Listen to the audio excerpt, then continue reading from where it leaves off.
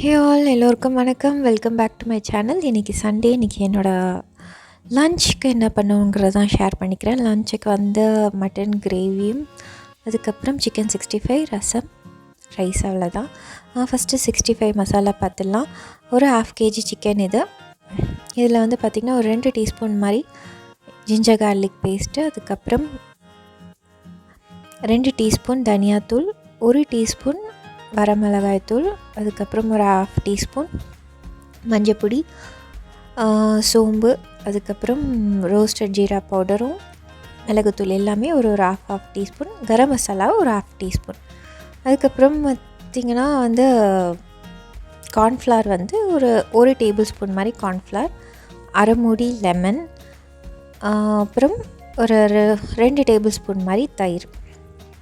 நான் அதுக்கப்புறம் பார்த்திங்கன்னா காஷ்மீரி ரெட் சில்லி பவுடர் ஒரு 2 டீஸ்பூன் மாதிரி சேர்த்துருப்பேன்.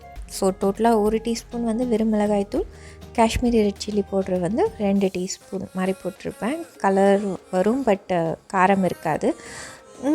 காரம் உங்களுக்கு தகுந்த மாதிரி கூட நீங்கள் போட்டுக்கலாம். நான் கொஞ்சம் மீடியமாக தான் போட்டிருப்பேன் குழந்தைங்களுக்காகவும்.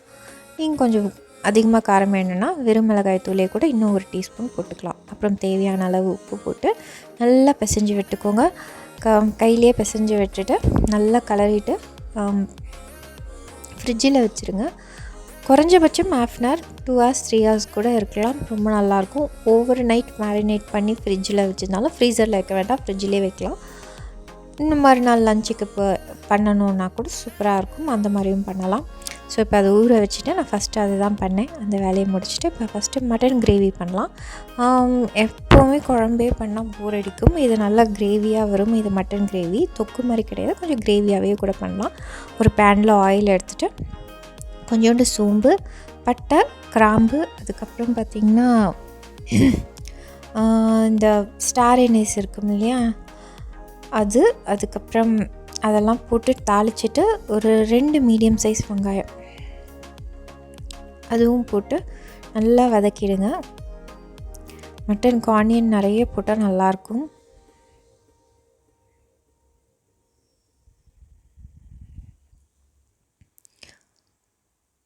ஆனியன் நல்லா வதங்கட்டும்.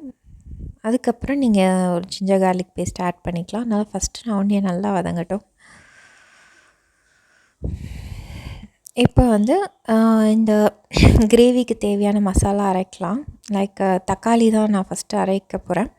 அதில் ஒரு 1/2 வெங்காயம் ஒரு மாதிரி இருக்கும், இல்லை சின்ன வெங்காயம் மாதிரி இருக்கும், அதை எடுத்திருக்கேன். அதில் வந்து 2 மீடியம் சைஸ் தக்காளி, 2 பச்சை மிளகா, ஒரு 4 முந்திரி பருப்பு போட்டு நீங்கள் நல்லா பேஸ்ட்டாக அரைச்சி எடுத்துக்கோங்க.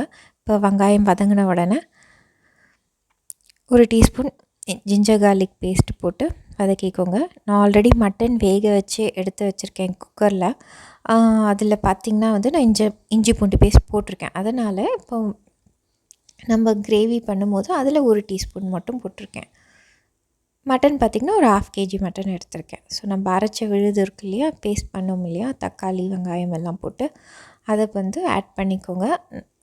தண்ணி ஆட் பண்ணாதீங்க, நல்லா சுண்டி வரட்டும். உப்பு மட்டும் ஆட் பண்ணிக்கோங்க. சீக்கிரமாக வதங்கி சுண்டி வரும்.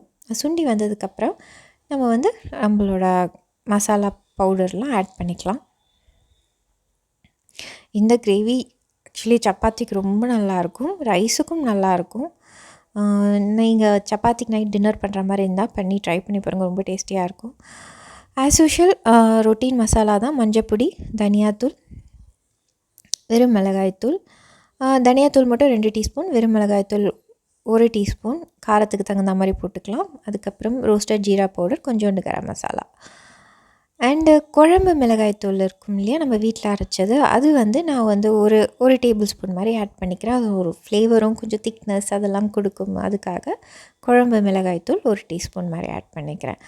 நீங்கள் ஃபஸ்ட்டே கருவேப்பிலை இருந்தால் ஆட் பண்ணிக்கோங்க. நான் மறந்துட்டேன், அதுக்கப்புறம் ஆட் பண்ணிக்கிறேன். இப்போது கருவேப்பிலை நல்ல ஃப்ளேவர் கொடுக்கும். நான் இதில் கொத்தமல்லி கூட ஆட் பண்ண மாட்டேன், கடைசியாகவும் கருவேப்பிலை தான் போட்டு ஆட் பண்ணுவேன். நல்லாயிருக்கும் அப்போ தான் அந்த கிரேவி.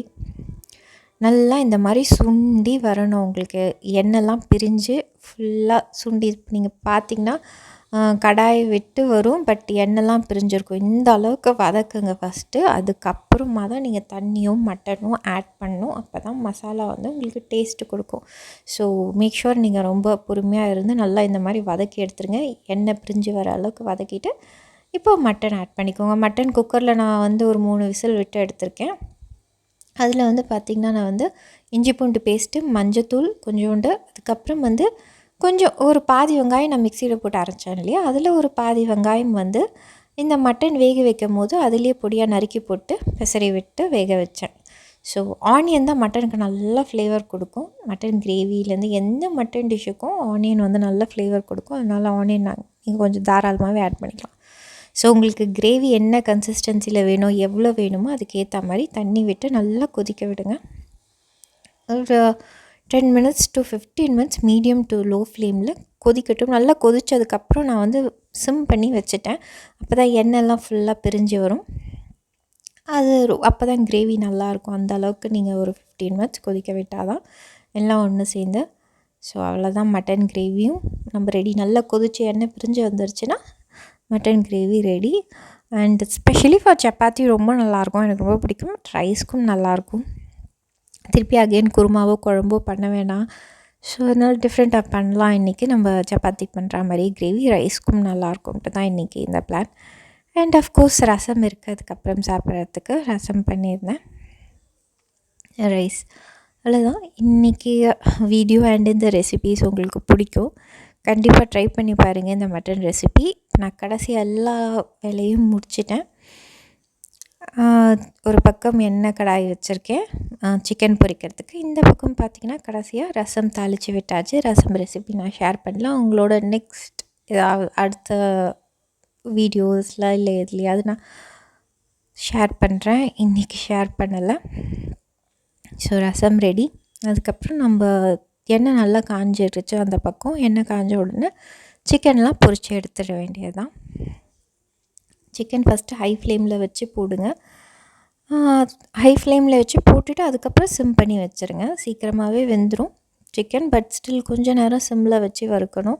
அப்போ தான் கம்ப்ளீட்டாக வேகும். இல்லைனா மேலே மட்டும் சீக்கிரமாக கருத்துரும். அதனால் கொஞ்சம் சிம்லேயே வச்சு மீடியம் டு லோ ஹீட்டில் வச்சு ஒரு 5 மினிட்ஸ் குக் பண்ணிவிட்டு அதுக்கப்புறம் ஹை ஃப்ளேமில் வச்சு நீங்கள் இது பண்ணிவிடுங்க. ரொம்ப டேஸ்டியான சிக்கன் 65 ரெடி. அண்ட் இன்றைக்கி வீடியோ இந்த ரெசிபி பிடிச்சிருந்தா please do subscribe. It's completely free. Subscribe பண்ணி சப்போர்ட் பண்ணுங்கள். நிறைய ரெசிபீஸ் வீட்டில் சிம்பிளாக பண்ணக்கூடிய ரெசிபீஸ் எல்லாராலையும் பண்ண முடியும்.